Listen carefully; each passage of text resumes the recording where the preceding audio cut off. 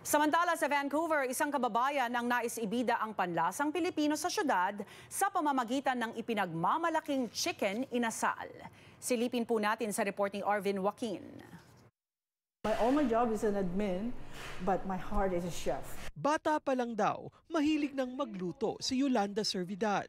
At noong pandemya, sinubukan niya raw ibenta ang mga gawa niya gaya ng chorizo, longganisa at iba pang Filipino food online.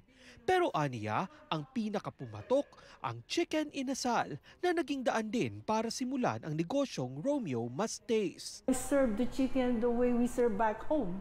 I have the atsar on the side. I have the real chicken oil, soy sauce, and of course, calamansi. Ipinagmamalaki ng kababayang dalhin ng panlasang Pilipino dito sa Vancouver. At ang chicken inasal, ibinibida ng Romeo Must Taste. There's nothing like chicken inasal. And BC is a multicultural, where it's the best place. It's all nationality here. So this is the best place to introduce our product because I like everyone to taste it. Nagsimula sa mahabang pila sa bahay niya, ang chicken inasal ni Servidad. Marami na rin daw panlasang nabighani, di lang mga Pilipino, kundi iba't ibang lahi.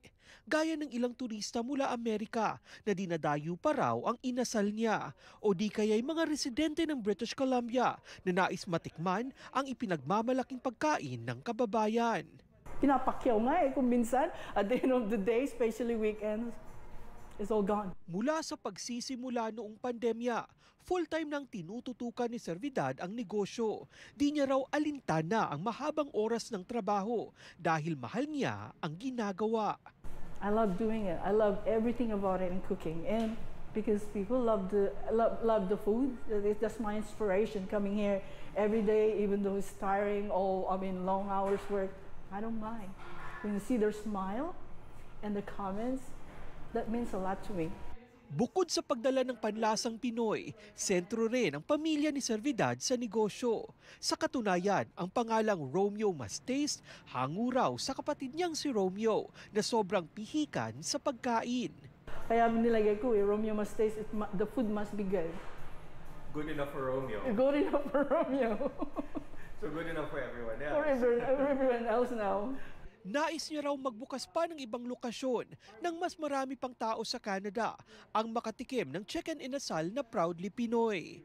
Aniya, di raw kailangang malaki ang puhunan para simulan ng isang negosyo. Gaya niyang nagsimula sa bahay at pagbibenta sa social media. Ngayon ang produktong gawa niya maaari nang mabili sa iba't ibang online delivery apps at may mga suki pa. You'll never know until you taste it. So come mga kababayan, tikman ninyo ang aking chicken inasal because I guess this is what we're missing back home and it's already here. Ang sikreto raw ng tagumpay ng inasal ni Servidad, maybe the way I made it, I put love and passion to it. Arvin Joaquin, Omni News, Vancouver.